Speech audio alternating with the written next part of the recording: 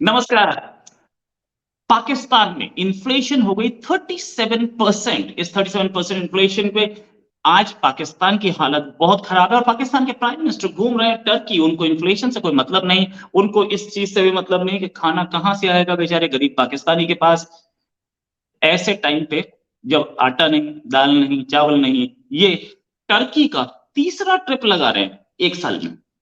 तीसरा ट्रिप शायद I don't know, Turkey खुद एफएटीएफ की ग्रे लिस्ट में, वहां से कुछ मिला रहा है नहीं। टर्की को खुद पैसा नहीं है, उसकी इकोनॉमी खुद डूबी हुई है, उससे हथियार भी नहीं है, तो वो क्या करने जाते हैं पता नहीं। लेकिन हाँ, कटोरा जरूर घूमता रहता है प्राइम मिनिस्टर के साथ ही। इसी पे बात करने के लिए हमारे साथ अभिषेक मिश्रा जी। अभिषेक मिश्रा जी एक्सपर्ट हैं इंटरनेशनल अफेयर्स में। अभिषेक मिश्रा जी है इंडिया के रहने वाले, कई साल फॉरेन में, ये कई अलग अलग कंट्रीज में रह करके काम करके आए हैं और इस समय दोबारा अपनी जन्मभूमि इंडिया में ही है। अभिषेक जी, बहुत बहुत स्वागत आपका हमारे शो में। अभिषेक जी, ये पाकिस्तान के प्राइम मिनिस्टर बार बार टर्की जाके क्या करते हैं? पहली चीज तो मुझे यही नहीं समझ में आती। नमस्ते रोहित जी। सबसे पहले तो आपके शो पे आना मेरे लिए ऑनर की बात है। आप बहुत अच्छा काम कर रहे हैं। मैंने आपको देखा है कई पाकिस्तानी टीवी चैनल पे और इस पे, और आप बहुत अच्छा बोलते हैं। तो it's an absolute privilege for me. Thank you so much कि आपने मुझे ये मौका दिया। देखिए, पाकिस्तान टर्की में क्या कर रहा है, क्योंकि और वो कहाँ करेंगे। टर्की में अभी चूंकि एर्दोगान की नई इलेक्शन हुई है और वो रन ऑफ में पिछड़ गए थे, हालांकि बहुत 0.5% के मार्जिन से पिछड़े थे, लेकिन finally he has been elected as the president of Turkey. तो वो वहां पे मेरे ख्याल से उनके ही सेरेमनी में गए होंगे और फिर वही अपनी बात कि आप हमारी हेल्प कीजिए। बट जो आपने कहा वो ठीक है कि Turkey itself has nothing to do. उनकी इकोनॉमी क्रैश हुई पड़ी है इस समय, और उनका खुद का जो है, आपने कहा एफएटीएफ के ग्रे लिस्ट में है, उनकी लीरा टूटी हुई है। आई मीन वो हर जगह से वो भी बहुत परेशान है। कोई बहुत ज्यादा अच्छी सिचुएशन उनकी है नहीं। हाँ, बस ये कि मॉरल एक शायद उनको हेल्प मिल जाए और एक एस्केप भी है मेरे ख्याल से। इस समय जो इंटरनल हालात है पाकिस्तान के, कोई भी प्राइम मिनिस्टर पाकिस्तान में रहना तो पसंद नहीं करेगा, क्योंकि इमरान खान जो है वो एक चैलेंज बन के उभरे हुए हैं आर्मी के लिए और लोकल डिस्पेंसेशन के लिए। तो उसमें मेरे ख्याल से ये आर्मी की तरफ से भी होगा कि आप अभी जितना कम से कम हो बाहर रहें, अंदर रहें तो उतना बेहतर है। अब आपने बताया इन्फ्लेशन 39%। अब आप सोचिए कि ये इन्फ्लेशन अगर 39% है, तो यानी कल जो चीज 4 रुपए की थी, आज वो आपका मतलब कितना हो गया? 4 रुपए के हिसाब से 40% जो है, 5 60 रुपए, 5 रुपए 60 पैसे की हो गई। मतलब तो कल चीजें जो चीज कल 100 रुपए की थी वो आज 137 की है। 137 की, एग्जैक्टली। तो आप ये सोच लें कि आप अगर इस तरीके से अपने लोगों को परेशान करेंगे, और उसके बाद ये सारी इन्फ्लेशन इसलिए हुई कि ये आईएमएफ की सारी कंडीशंस मानते गए हैं। आईएमएफ ने कहा इनसे कि आप वो सब्सिडी खत्म करें फ्यूल्स पे। आईएमएफ ने इनसे कहा कि आप इलेक्ट्रिसिटी के दाम बढ़ाएं। आईएमएफ ने इनसे कहा कि आप किसी भी तरीके की कोई सब्सिडी और चीजों पे नहीं देंगे। वो सारी चीजें ये की, ये इन्फ्लेशन उसी का नतीजा है। और उसके बाद भी आईएमएफ ने इनकी आज तक मदद नहीं की।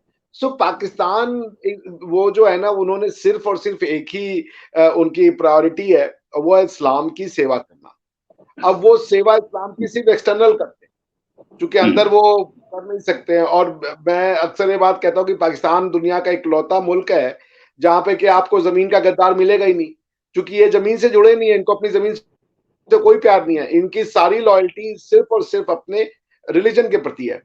तो ये रिलीजन से ऊपर कुछ देख नहीं पाते। अब तो अब मान लीजिए पाकिस्तान के जमीन में, या पाकिस्तानी जो लोकल इंटरेस्ट है, जो डोमेस्टिक इंटरेस्ट है, वो इंटरेस्ट अगर इनका कन्फ्लेट कर जाए, या वो इंटरेस्ट इनका कॉन्फ्लिक्ट में आ जाए किसी ऐसे इंटरेस्ट के साथ जो कि उम्मा का इंटरेस्ट है, तो ये उम्मा के इंटरेस्ट के लिए चले जाते हैं। इसीलिए टर्की के साथ खड़े हो जाते हैं। इसी पर्पज से वो टर्की के विजिट पे गए होंगे। अदरवाइज तो it doesn't make any sense, क्योंकि इनको सऊदी कुछ दे नहीं है, टर्की के पास कुछ है ही नहीं देने के लिए, तो वो क्या देगा। So I think that is the reason. मेरे ख्याल से वो एर्दोगान जीते हैं, एर्दोगान के बधाई देने गए होंगे, और कुछ और अगर इधर उधर से शायद कुछ मिल जाए अगर मांगने गए होंगे तो। But I don't think Erdogan has anything to give to Pakistan. ये उम्मा के पीछे इतना पड़े रहते हैं, उम्मा इनको कुछ देता है क्या? उम्मा की तरफ से क्या मिला? इनका सऊदी अरेबिया इंडिया के साथ आता है, इंडिया यूएई इंडिया में इन्वेस्टमेंट करता है, हमारी साइड ऑफ कश्मीर में करता है, इनके स्टैंड को कोई नहीं मानता। तो इनको ये इस्लाम की सेवा करके इनको भी कुछ मिल रहा है क्या? उम्मा एग्जिस्ट कहां करती है?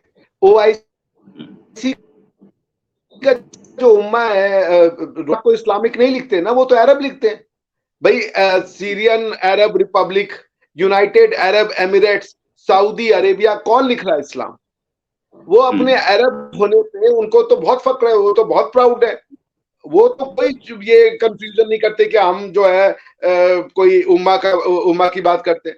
आप किसी भी अरबिक मुल्क का कॉन्स्टिट्यूशन पढ़ लीजिए, उस मुल्क में आपको सिटीजनशिप का प्रावधान ही नहीं देते हैं। वो इतना टफ बना रखा है कि वो किसी को सिटीजनशिप दे देते हैं। उसका रीजन ये कि वो सिटीजनशिप आप देंगे तो आपको अरब बना, they don't want to make you an Arab. उनको पता है कि अरबी तो किसी कीमत पे हम नहीं बना सकते। तो इसलिए ये जो उम्मा का चूरन है, ये उम्मा का चूरन सिर्फ और सिर्फ पाकिस्तान और ये जो जो साउथ एशिया के कुछ कंट्री हैं, यानी इंडियन सब कॉन्टिनेंट के कंट्री, वही इसको लेकर के चल रहे हैं। और कोई भी आप देख ले, वो अपने नाम के आगे इस्लामिक नहीं लगाता। आप अरब कोई भी मुल्क का नाम बता दे जो कि लिख रहा हो। सऊदी अरेबिया लिखता है Islamic Republic of Saudi Arabia, वो लिखता है किंगडम ऑफ सऊदी अरेबिया। आप देख ले ये, तो आप उसको देख ले, सीरिया को सीरियन अरब रिपब्लिक। आप उसी तरीके से यूनाइटेड अरब एमिरेट्स को देख ले, यूनाइटेड अरब एमिरेट्स। तो ये तो सिर्फ यही दे रहे हैं ना, अरब को तो, अरबों को तो अपने अरब होने से प्यार है। ये तो रिलीजन के नाम पे, आप माने जिसको मानना है भाई, रिलीजन की एब्सोल्यूट फ्रीडम होनी चाहिए। बट आप रिलीजन के फ्रीडम के नाम पे आप जो है वो एक पूरी के पूरे कल्चर को अपना बनाए पड़े हो। आपको भाषा नहीं पता है, आप अरब भी बोल नहीं सकते, आपको लोकल कल्चर नहीं पता, आपका लोकल कल्चर से कोई लेना देना नहीं है, उसके बाद भी आप जिसे कहते हैं ना कि आप you are more Christian than the pope himself. तो ये एक अजीब सी मानसिकता है। ये मानसिकता, मुझे उसका ना सबसे अच्छा जवाब मिला था, आप एमजे अकबर साहब की वो किताब पढ़े, टिंडर बॉक्स द पाकिस्तान, ऐसे करके उन्होंने किताब लिखी थी। उन्होंने ये बड़ा अच्छा दिया कि जो टू नेशन थ्योरी है ना, सेपरेटिज्म, जो इस्लामिक जो कह रहे इस्लाम के नाम पे हमारे देश में लाई गई, हमारे देश के कन्वर्टेड लोगों को, क्योंकि उनको पहले ना उनके कल्चर पे अटैक किया उन लोगों ने कि तुम अगर कन्वर्ट हो गए तो अब उससे क्या होगा, क्योंकि भाई एक हिंदू अगर कन्वर्ट हुआ है तो उसके प्रॉपर्टी का डिस्प्यूट तो हिंदू लॉ से लगेगा, क्योंकि इस्लामिक लॉ तो पता ही नहीं है, और उसके पास कोई अपरेटस भी नहीं है कि कन्वर्ट होने के बाद वो इस्लामिक लॉ से जिंदा, वो मतलब अपने जीवन का व्यवहार करे। तो उन्होंने पहले कहा कि तुम कन्वर्ट हुए तो पहले अपने कल्चर से नफरत करो। ये इकलौता देश है, मतलब आप समझ लें, इंडियन सब कॉन्टिनेंट का मुस्लिम इकलौता मुस्लिम है जो अपनी हिस्ट्री से नफरत करता है, अपने आप से नफरत करता है। मैं आपको बताऊं, मैं इजराइल में रहा, पैलेस्टाइन में कुछ दिन समय बिताया, मैं सेंट्रल एशिया में रहा, यूरोप में रहा। ये फिनोमिना ओनली इंडियन सब कॉन्टिनेंट में पाया जाता है कि वो अपनी हिस्ट्री से नफरत करता है। मैं सेंट्रल एशिया में रहता था, तो वहां पे ना वो लोग नोमैडिक थे, इसीलिए वो घूमते फिरते, इन्होंने दुनिया भर में मार काट मचाई। हालांकि बाद में उनको भी उतना ही मारा काटा गया, कोई ये नहीं बचा है। पहले तुर्कों ने, तुर्क मतलब यही से गए ना, ये सेंट्रल एशिया से, तुर्कमेनिस्तान, कजाकिस्तान, उज्बेकिस्तान, किर्गिस्तान, यही तुर्क है। तो ये तुर्क यहाँ से उठे, ये भारत से होते हुए इन्होंने जाके यूरोप हर जगह तबाही मचाई। उसके बाद इस्लामिक यानी कि ईस्ट यूरोपियन उठे, जिनको कि आप इस्लाफ कहते हैं, जो रशिया का मतलब होता है ना रूस का मतलब होता है ब्लॉन्ड हेयर। ये स्लाविक उठे और स्लाविक्स ने आकर के इनको जो है पूरा सेंट्रल एशिया को वो कर दिया, नेस्तनाबूद कर दिया। कोई भी जो ये पूछते कि तुम्हारा मंदिर जब तोड़ा जा रहा था तो क्यों नहीं बनाया गया, भाई जब अगर इतना ही, अगर ये इसका ये पावर है कि रिलीजन में पावर होता, तो जब तुमको रशियंस दबा रहे थे तब तुम क्या कर लिए? रशियंस ने रिलीजन को बैन कर रखा था, कोई भी मॉस्क में जा नहीं सकता था, कोई रिलीजियस किताब नहीं रख सकता था। पॉइंट ये है कि आप कोई भी तुर्क नहीं मिलेगा जो कह रहा है कि हम तुर्कों से नफरत करते हैं, हमारे बाप दादा गलत थे। कोई कजाक मुझे आज तक नहीं मिला जो कह रहा है कि हम अपने नोमैडिक कल्चर पे प्राउड नहीं करते। शोकेस करते हैं वो अपने अपने अपने नोमैडिक कल्चर को। उनके ना जो सिम विम के जो जो वो होते हैं, सिम कार्ड और ये सब का जो प्रोग्राम आता है, वो भी उसमें आता है नोमैडिक कार्ड और ये करके। ये हमारे यहाँ पे ही है, पता नहीं है क्या है, उम्मा के नाम पे अपने लोगों से नफरत करना। अरे भाई आप इस्लामिक बने, कोई दिक्कत नहीं है, मगर आपका ये क्यों कि हम जो है वो इंडियन नहीं है, ये समझ नहीं आता मुझे। खैर एनीवेज, अब आई होप कि धीरे धीरे धीरे ये किया जाएगा कि भाई आपको रिलीजन जो भी रखना है रखे, कल्चर अपना स्वीकार करें कि आप इसी मातृभूमि के, इसी जगह के रहने वाले हैं। आपका एक समय कल्चर यही था, कल्चर से क्यों नफ़रत करना? अच्छा, एक चीज ये बुद्धिस्ट जो अभी मीटिंग हुई थी शंघाई कोऑपरेशन ऑर्गेनाइजेशन की, बुद्धिस्ट हेरिटेज, उसमें तो पाकिस्तान के एक मिनिस्टर आए थे और टूरिज्म मिनिस्टर आए थे सपोज, और आकर के यहाँ पे तारीफ भी करके गए कि हम Buddhist, we have a Buddhist heritage, क्योंकि इस समय पैसा नहीं है और बुद्धिज्म से टूरिज्म आ सकता है, जिससे डॉलर्स आ सकते हैं, तो इन्हें बुद्धिस्ट हेरिटेज देखनी शुरू हो गई। लेकिन सारे बुद्धिस्ट साइट्स तो तोड़ दिए गए हैं, यहाँ तक कि बामियान भी तोड़ दिया गया है। तो ये सडनली, और इससे पहले इनके एक एक एम्बेसडर ने, शायद कंबोडिया के एम्बेसडर थे, उन्होंने ट्वीट किया था कि we have heritage in Takshashila. तो इनको क्या अब ये पुरानी अपनी हिस्ट्री कहीं याद आनी शुरू हो गई क्या?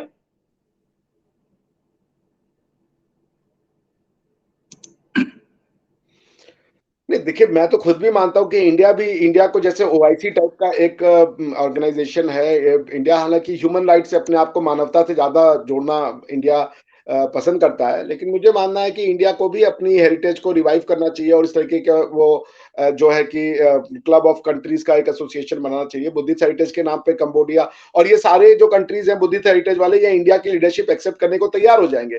तो इंडियन हेरिटेज के नाम पे क्लब ऑफ कंट्रीज तो बनाई जा सकती है ना रोहित भाई, की भाई ये सारे मिले साल में एक बार। जापान हो गया, म्यांमार हो गया, कंबोडिया हो गया, लाओस हो गया, थाईलैंड हो गया, ये पूरा का पूरा जो है ईस्टर्न ब्लॉक जो है, ये मंगोलिया हो गया, ये सब मिलकर के आप एक वो बना सकते हैं शोकेस और स्ट्रेंथ। बट इंडिया करना ही नहीं चाहता, ये तो इंडिया की एक प्रॉब्लम है। तो अब दूसरी बात ये रही कि भाई ये जो पाकिस्तानी मिनिस्टर साहब, मैंने भी उनका पढ़ा था, ये शंघाई कोऑपरेशन ऑर्गेनाइजेशन में आकर के उन्होंने ये कोऑपरेशन में आकर के उन्होंने बोला था ये बात कि we have a Buddhist heritage. But Buddhist heritage का फायदा क्या है? आप तालिबान को भी सपोर्ट कर रहे हो, बुद्धिस्ट हेरिटेज की भी बात कर रहे हो। बेमियान की मूर्ति मतलब वो तोड़ी गई, आपने कभी उसका कोई एक भी विरोध नहीं किया। अगर आप बेमियान में तोड़ी गई हाँ बताइए। इन्हीं के तो आशीर्वाद से टूटी थी, इन्हीं की तो गवर्नमेंट थी वो तालिबान उस समय में। आज भी इन्हीं के तो आशीर्वाद से बामियान तोड़ा, और बामियान, चलिए बामियान तालिबान ने तोड़ा, मैं मान लेता हूँ। इनके अपने कंट्री में नहीं तोड़े गए क्या? इनके अपने कंट्री में बिल्कुल जितनी मस्जिद है, शारदा पीठ का क्या हाल है, और बाकी बुद्धिस्ट जो एक छोटी सी मूर्ति भी मिल गई उसको भी तोड़ दिया गया। Correct, correct. छोटी सी जो खुदाई में मूर्ति मिली थी उसको भी, यस यस। नहीं ओन कर सकते ना रोहित भाई, ये लोग जो हैं ये समझने की क्षमता ही नहीं रखना चाहते। अपने लोगों से नफरत करना इनको सीख गया है और ये इसको रिलीजियस का कल्चर देते हैं।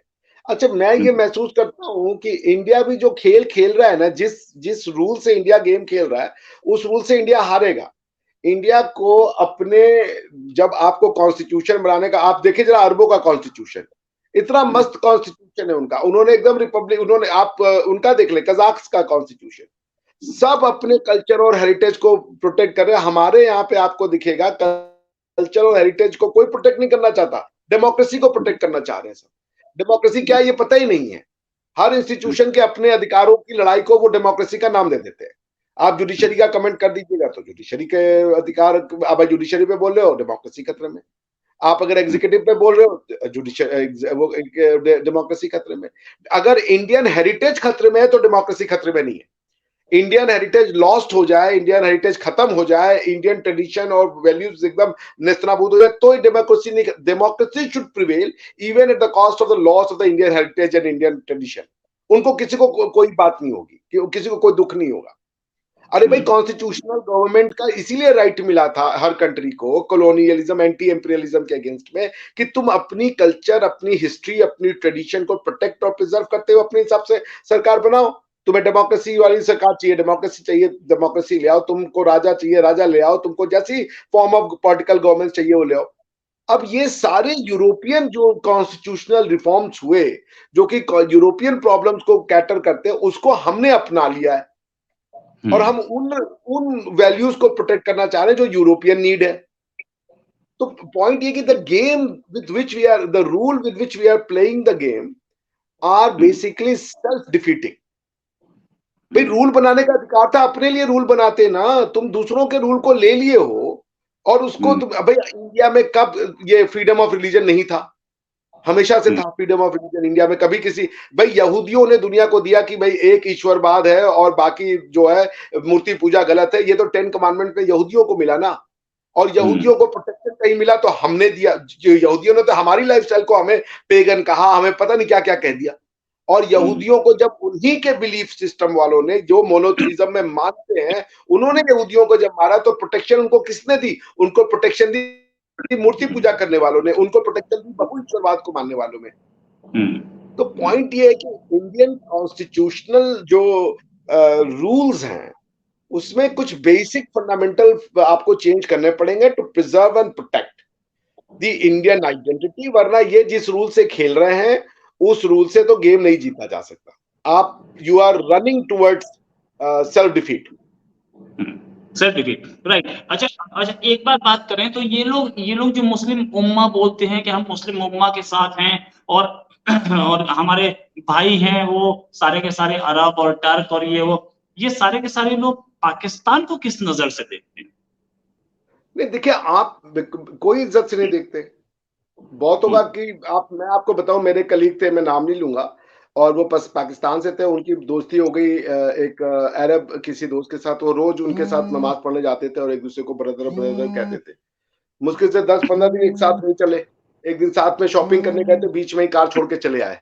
भाई कोई लेना देना नहीं है इनका, आपस में कोई लेना देना नहीं है। ये कल्चर आप देख लेना, ये सेंट्रल एशिया में, ये कजाकिस्तान में इंडियंस को 14 डेज का ऑन अराइवल वीजा है, लेकिन वही ऑन अराइवल वीजा पाकिस्तानियों के लिए नहीं है। देखिए, ये जो उम्मा का है कॉन्सेप्ट, वो दूर से ठीक लगता है कि भाई ये हमारे मामा के फुफेरे भाई हैं, लेकिन आपको घर में कोई नहीं बुला पाएगा कि आप मामा के फुफेरे भाई हो तो आप मेरे घर में आके रह लो। ये उम्मा सिर्फ पाकिस्तान, क्योंकि पाकिस्तान एक आउटवर्ड कंट्री है, इसका इंटरनल कुछ नहीं है। इन्होंने देश नहीं लिया इस्लाम के पे। अब इनको ये नहीं आता इस देश का हमें करना क्या है।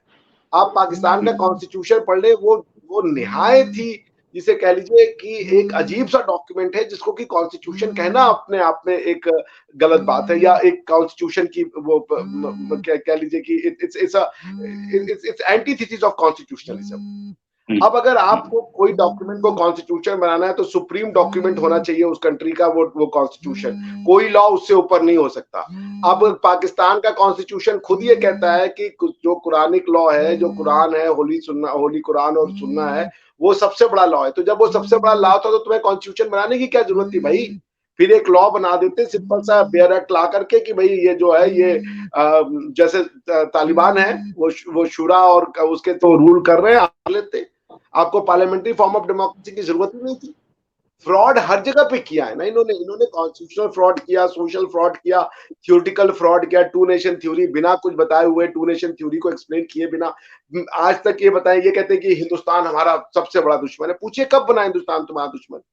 कब तुम हिंदुस्तान से, तुमने 1947 में जब आजाद हुआ, तुम कश्मीर के ऊपर सेना लेके चढ़ बटे।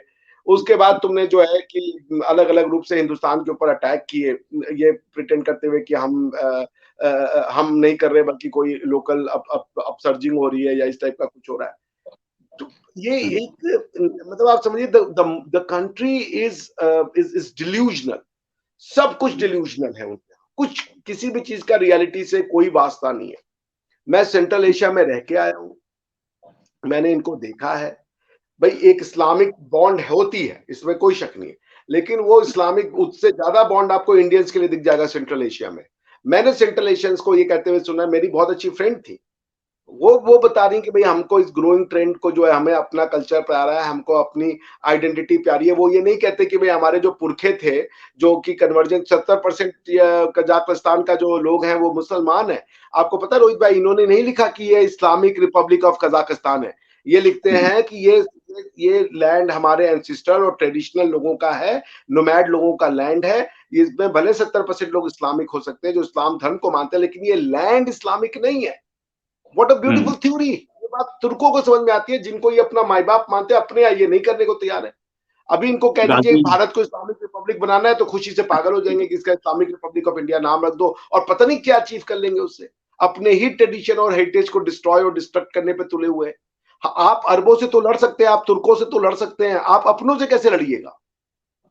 आप अपनों से कैसे लड़िएगा रोहित भाई? Right, right. ये गाजी अर्तुगरुल की मूर्तियां लगाई जा रही हैं लाहौर में। और अच्छा, ये पाकिस्तान के साथ एक प्रॉब्लम और भी है कि पाकिस्तान के हीरो कौन कौन है। पाकिस्तान के हीरो हैं टीपू सुल्तान। चलिए, वो तो इंडियन थे, मान लेता हूँ, ये हीरो है उनके। पाकिस्तान का नाम कभी टीपू सुल्तान ने सुना हो तो मुझे शक है उस पे। जहां तक बात, इनके हीरो हैं गजनी, इनके हीरो हैं गाजी, इनके हीरो हैं अब्दाली, जिनके नाम पे ये रिकॉर्ड वो बनाते हैं। पीएनएस जुल्फिकार। अब जुल्फिकार वो जुल्फिकार अली भुट्टो वाले नहीं है, वो एक अरब लीडर थे, है ना। तो ये इनके जो हीरोज है, पाकिस्तान में कोई हीरो पैदा नहीं होते क्या? इनका हीरो वो है जो इंडिया को नुकसान पहुंचाए। इनका हीरो इस्लामिक नहीं है रोहित भाई। बाय द वे, आप कभी ये they don't believe Islamic heroism. इनका हीरो वो है जिसने आके हिंदुस्तान को नुकसान पहुंचाया, बस सिंपल सा उसमें जो भी आ जाए। क्योंकि ये तैमूर को अपना हीरो मानते हैं। तैमूर ने लाशों की मूर्तियां, ये भैया हमारे अभी तो कुछ आपको पता ही है ना, तैमूर नाम रखे जा रहे हैं। कौन था तैमूर? तैमूर ने जाकर के लाशों की लाशें बिछा दी, और वही तैमूर बगदाद में जाके अरबों की लाशें बिछा के आया। अरब तैमूर से नफरत करते हैं।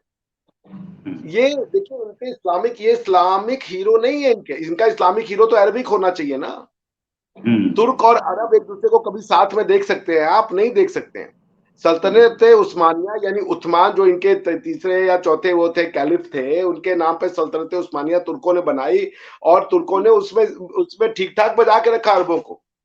अरब से भाई प्रॉफिट की जब जब वफात हुई, तो उसके बाद पूरा का पूरा जो शिया सुन्नी का क्रिएशन वो इस बात पे हुआ कि भाई प्रॉफिट के ही क्लैन से कोई उनका सक्सेसर आएगा।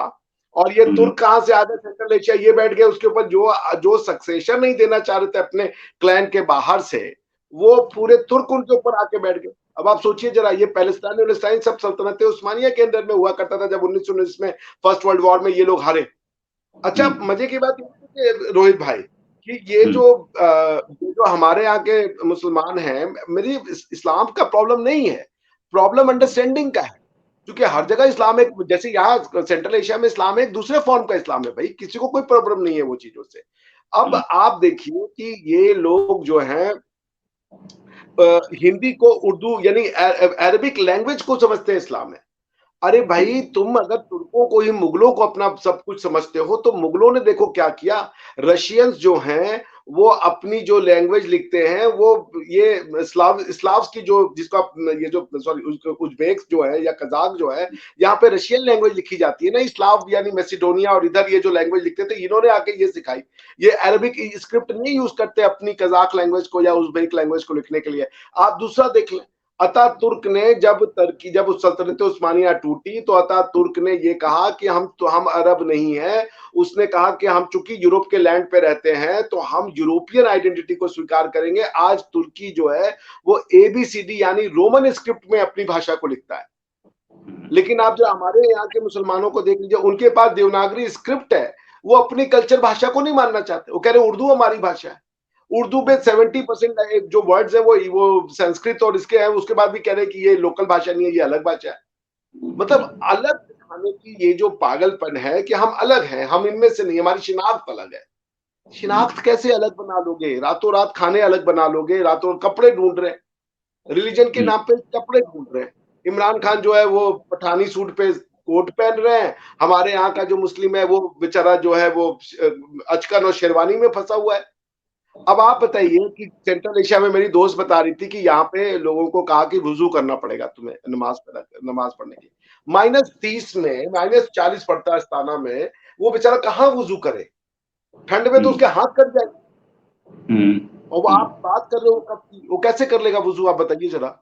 एक आप एक्सेप्ट कर रहे रिलीजन से कोई प्रॉब्लम नहीं, आपको आस्था होनी चाहिए ईश्वर में, मगर उसको पर्सनल बनाए ना। उसको कल्चर कैसे बना दोगे आप? कोई आपके रिलीजन पे अटैक नहीं कर रहा है, आपके आस्थाओं पे सवाल जैसे कि आप कर देते हो। हम तो सिर्फ ये कह रहे हैं, आप हिंदुस्तानी हैं, आप हम ही में से हैं भाई एक। आप उम्मा के पीछे भाग रहे और इस उम्मा की कोई एग्जिस्टेंस नहीं है। उम्मा पे अपने आप को अरब पहले समझती है, तुर्क पहले समझती है। जरा किसी तुर्की से कह दीजिए कि वो अरब है, वो आपको बता देगा ठीक ठाक, वो सेंट्रल एशियन होने पे प्राउड है उसको। सेंट्रल एशियन आपको अपना वीजा तक नहीं देते। इंडियंस को जॉब ज्यादा आसानी से लग जाती है, यहाँ पे पाकिस्तानी को नहीं लगती। आपको पता है ये बात? इंडियंस को ऑन अराइवल वीजा है, लेकिन इनको नहीं है। कहाँ है उम्मा? राइट। अच्छा, डिल्यूजनल है। मैं देखिए, इनके फाइनेंस हाँ जी, मिनिस्टर ने बोला कि हमारा कंट्री अकेला ऐसा कंट्री है जो कि कलमे के नाम पे बना है, तो हमें तो अल्लाह ही देखेंगे अब। ये तो गलत कह रहे हैं ना आप। सऊदी अरेबिया पढ़े, ये तो झूठ बोल रहे हैं सीधा सीधा। सऊदी अरेबिया का कॉन्स्टिट्यूशन पढ़ लें। सऊदी अरेबिया कहता है कि the constitution of Saudia is Quran. ये एकदम सही और परफेक्ट है, और वो सही है। जैसे हमारा जो कॉन्स्टिट्यूशन है वो वेद है भाई। सोशल ऑर्डर के कॉन्स्टिट्यूशन को ही तो ये रिलीजियस बुक टेक्स्ट करते हैं। तो भाई सऊदी अरेबिया कलमे के नाम पे बना हुआ है। सऊदी अरेबिया का जो झंडा है, सऊदी अरेबिया का जो किंगडम ऑफ सऊदी अरेबिया का झंडा देखेंगे, उस पर क्या लिखा है? शहादा ही तो लिखा हुआ है ना, ला इलाहा इल्लल्लाह मोहम्मद रसूलुल्लाह। तो ये कैसे बोले कि हमारा जो है कलमे के नाम पे बना? तो फिर सऊदी अरेबिया किस नाम पे बना है? Kingdom of Saudi. आपके झंडे पे क्यों नहीं शहादा लिखा है? आप अपने झंडे पे शहादा लिखो फिर। जैसे अफगानिस्तान अपने झंडे पे शहादा लिख रहा है और सऊदी अरेबिया लिख रहा है। झूठ और इंतहा की तो कोई वो नहीं है ना। तालिबान भी तो कलमे के नाम पे अपनी कंट्री को बना रहे हैं, और किस कंट्री के नाम पे बना रहे हैं? और जब कलमे के नाम पे बनाए हो तो फिर पूरा बनाओ ना। फिर पार्लियामेंट क्यों चाहिए तुम्हें? इमरान खान कहते हैं हम तालिबान के फेवर में हैं, तो इमरान खान से ये पूछिए रोहित भाई कि तालिबान जो आए हुए हैं उन्होंने तो गनी की इलेक्टेड गवर्नमेंट को बंदूक के दम पे फेंका ना। तो तुम कैसे अब इलेक्शन की मांग कर रहे हो? अगर तुमने कहा कि तालिबान ने जंजीरें तोड़ दी, तो जंजीरें तो ये democracy, parliamentary form of democracy है, तुम इनको छोड़ो ना। तुम तो ये कहो कि हम इस्लामिक शुरा लाएंगे, यहाँ पे शुरा के थ्रू होगा ये सारा जो भी होना है। आप इलेक्शन की मांग कैसे कर सकते हैं? आप अगर एक इस्लामिक रिपब्लिक बनाना चाहते हैं तो आप इलेक्शन आप सोच कैसे सकते हैं?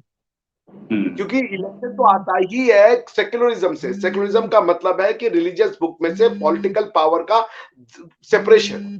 जो पॉलिटिकल पावर जब सेपरेट हो जाती है, यानी लॉ मेकिंग पावर जब सेपरेट होती है, तो उससे जो जो जो जो बनता है वो उसको कहते हैं कॉन्स्टिट्यूशन।